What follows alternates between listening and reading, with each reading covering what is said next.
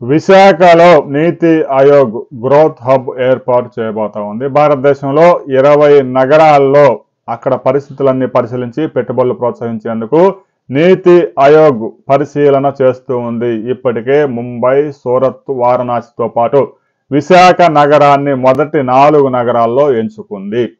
ప్రపంచంలో అత్యంత వేగంగా అభివృద్ధి చెందుతున్న టాప్ 10 నగరాల్లో విశాఖ చేరింది. ఇక నీతి ఆయోగ్ కూడా విశాఖలో ఇప్పటికే 2 సార్లు అధికారులతో చర్చలు జరిపి అన్ని పరిసరాలన్నీ పరిశీలించారు.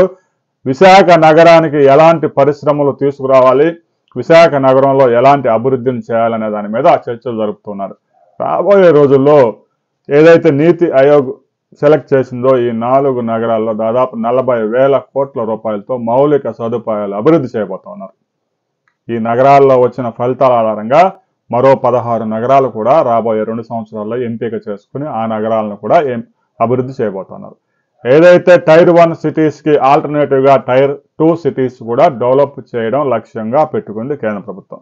ఇప్పటికే ఢిల్లీ నగరం కాలుష్యంతో ప్రజలు కనీసం మంచి ఆక్సిజన్ పీల్చుకునే పరిస్థితి కూడా లేకుండా పోయింది. ఇక ముంబై, హైదరాబాద్, బెంగళూరు, చెన్నై లాంటి నగరాల్లో ట్రాఫిక్ నరకం అనుభవిస్తున్నారు జనం. దీనికి ఆల్టర్నేటివ్గా టైర్ 2 సిటీస్ ఏవైతే 20 నుంచి 25 లక్షల జనాభా ఉండే అంతర్జాతీయ విమానాశ్రయాలు అందుబాటులో ఉన్నాయో ఆ నగరాలు అభివృద్ధి చేయాలని నీతి ఆయోగ్ స్పష్టంగా చెప్పింది. టైర్ 1 సిటీస్ మీద ఇప్పటికే ప్రెజర్ ఎక్కువైంది. 2 కోట్లు, 3 కోట్లు, 2.5 కోట్లు, 1.5 జనాభా ఉన్నారు. ఇక ఆ నగరాల్లో జనాభా పెంచితే రాబోయే రోజుల్లో ఆ నగరాల్లో నివాసం దుర్లభం అవుతుందని నీతి ఆయోగ్ హెచ్చరించింది. దీన్ని ఆధారంగా టైర్ 2 సిటీస్కి మహర్దశ కలగబోతా ఉంది. ఇందులో విశాఖపట్నం ముందు వరుసలో నిలవడం తెలుగు వారందరికీ గర్వకారణం. విశాఖలో ఎలాంటి పరిశ్రమలు రావాలని మీరు కోరుకుంటున్నారు అనే విషయాన్ని మాత్రం కామెంట్ చేయండి. వీడియోని లైక్ చేయండి, షేర్ చేయండి, సబ్స్క్రైబ్ చేసుకోండి.